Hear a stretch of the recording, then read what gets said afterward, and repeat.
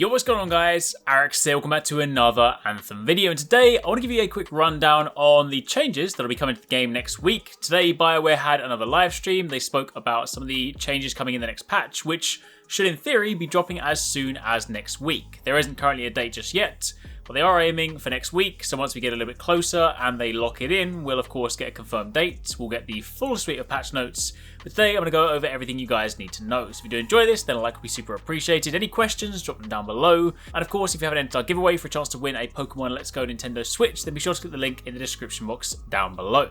Now, first things first, let's talk about Elysian Caches. You guys might remember that a few streams ago, they spoke about this thing they wanted to add. The Elysian Caches are essentially a thing they'll be adding to the end of Strongholds. There'll be caches that you open with keys, and these lead to, amongst other things, cosmetic items, new cosmetic items. And the Elysian Caches are going to be added next week. The way it works is that upon completing a Stronghold, the old countdown timer that used to kind of finish in 3 seconds will be replaced with a much more generous timer, and then upon defeating a Stronghold boss, chests will spawn, and you can then open those with a key. Now every single day in-game, there'll be one daily activity you can complete in order to get a key, an Elysian key. Now if you go over to check the daily challenges, it'll actually take you straight to this menu. It's kind of a shortcut there to give you a list of all your daily challenges, and the one marked with this icon is the one that rewards an Elysian key. Now once you've got this key, you can then go into a Stronghold of your choosing. You get to the end, you open the chest, and if you are in a team and you are the only one to open the chest, everybody will benefit. But equally, if every single person in your team has a key, then you'll also get 4 times the items. Now the list is also exhaustive when it comes to the cosmetic stuff, so you will never get duplicate cosmetic items. So while there's a lot of stuff to get there, and sometimes it'll also contain things like Masterwork Embers, so you know, there could be a chance if you're super unlucky where you might not get a cosmetic item, you can at least be guaranteed that you will not be getting a duplicate item. So if there is a cosmetic that you are particularly pursuing, then eventually you'll get closer and closer to getting it. This also then means that as part of your daily rotation, you have one additional thing to add to your roster, because it means you can log in on a daily basis, you can complete the activity, complete the mission in order to get your key, and keys are also tracked in the top left hand corner right next to your coins. So it might be one of those things where, say, at least on a daily basis, you might want to get into the habit of like logging in just to kind of at least complete this mission, if nothing else, just so you can start stacking keys, because then once you do run through your Strongholds, you can of course start working towards some new items. Now, moving on from there to speak about some of the other changes. One of the things they've done, which is going to be massively appreciated, this is basically one of their steps towards trying, where possible, to remove some of the loading screens. They've now made it so that not only can you access the Forge from any part of Fort Tarsis simply by holding down Y, but now you can actually just go straight into the Forge menu without having to go through a loading screen. So that is one less loading screen to worry about.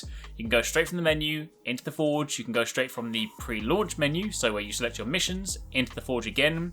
So at least that process, yes, admittedly there are still other loading screens they want to sort of try and deal with, but at least on the Forge process, that is one fewer loading screen to deal with.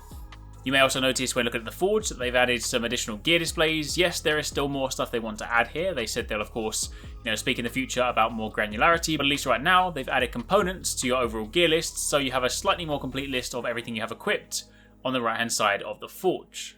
Now, when it comes to speaking about Strongholds again, very quickly, they mentioned that the first thing, you will no longer be able to start or load into a Stronghold after about, say, the first few minutes. So basically this should ideally stop you from being loaded consistently into, say, a final boss battle when people have decided to leave without killing the boss. It should mean that typically when you do get loaded into a Stronghold, it's within the first part of it, so that way you can actually take part in the entire thing and you don't just get shafted by the boss battle. Plus, on top of that, they have added to the boss loot pool, so you still get your guaranteed masterwork depending on the difficulty you're on, GM1, 2 and 3. But on top of that, there is essentially a second roll that can happen on the boss, and this in itself can then yield items like Masterworks and Legendaries. So it then does mean that you're not just going to get like Grandmaster 1, a guaranteed like 1 Masterwork and 2 Epics. There could well be the chance of a Masterwork and a Legendary if you're lucky. However, on top of that, there are also some more activities coming. So they mentioned before the concept of Legendary missions. These are essentially repurposed story missions that you can replay that are more difficult. They've had the enemies shifted and shuffled around. They feature more legendary enemies, typically those things like Arekkz, Titans, Furies, and Ascari. And these will be in next week's update. Plus, there'll also be something you can repeat as many times as you want. Every single day, the selected legendary mission will rotate, and upon completing the mission, not only do you get, chance to good loot, but there's also a chest at the end, which in itself can also yield better rewards. In Grandmaster 2 and 3, the rewards from chests should be much greater. So legendary missions are again something else you can add to your daily rotation of activities, because these ones, you won't just do them once and they disappear. These ones you can run back to back as many times as you want. There are 6 to choose from, or 6 in rotation, should I say. So on a daily basis, they will rotate. So to begin with, they'll see how people respond to them. And of course, as time goes, they'll more than likely add more to that overall pool. Now, a few other things worth mentioning.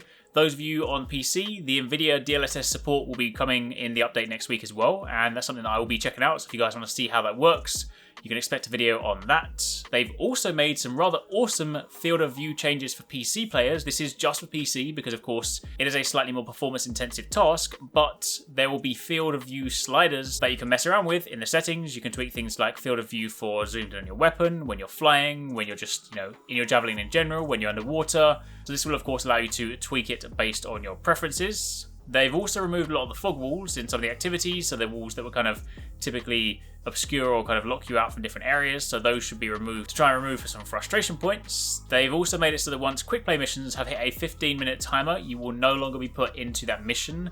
So if ever a mission does encounter a bug whereby it can't be finished, you won't continue to be loaded back into that same mission, and likewise, you are also more likely to get put at the beginning of a mission, so you get the whole experience, as opposed to matching into it in a rather obscure place. They've also made a fix to the revive bug, where when someone often tries to revive you and then they stop, it resets your timer. That'll be fixed.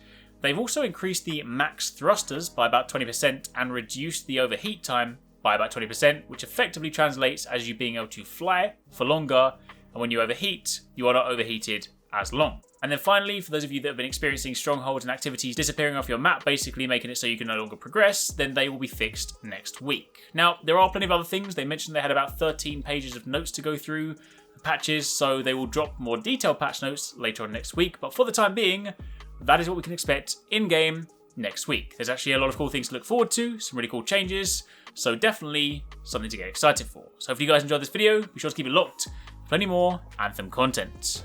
Thanks very much for watching, guys. I hope you enjoyed the video. If you want to check out some more awesome stuff from us here at Arekkz Gaming, then you should definitely try to catch TwoSixNine and Paradise Central streaming 6 days a week. You can find a link to the multi-stream in the description box down below. They play a wide range of games, and what's more, we also have the end game store. By watching their streams, you earn currency, and you can redeem that currency on the endgame store for really cool prizes. Those can range from things like games, comics, and figures, all the way up to controllers, capture cards, and even consoles. So definitely drop by and become part of the community. Of course, if you enjoyed this video, then make sure you're subscribed and be sure to click on that little bell icon to turn on notifications so you don't miss our next upload. You can watch more videos by clicking on the options here, but once again, thanks very much for watching, take it easy, catch you next time, peace out.